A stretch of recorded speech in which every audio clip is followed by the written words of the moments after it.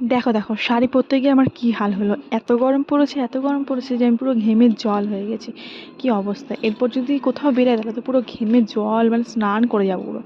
যাই হোক, কী করবো, আমার চুলের যা অবস্থা, চুলে তো আর কিছু করা যাবে না, তাই একটা ছোট্ট করে বেনি করে নিলাম।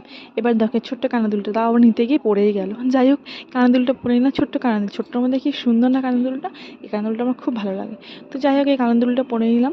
পরে নেওয়ার পর দেখো সুন্দর লাগছে কিন্তু। এবার একটা হার পরে নেবো ছোট্টোর মধ্যে, গরমের মধ্যে আর কিছু পরতে ইচ্ছা করছিল না।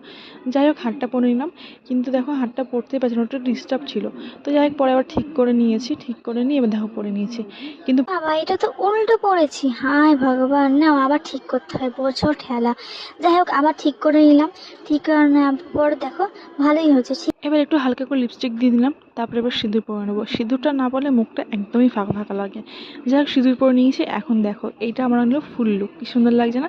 কোথায় যাচ্ছি সেটা নেক্সট পার্টে আসছে।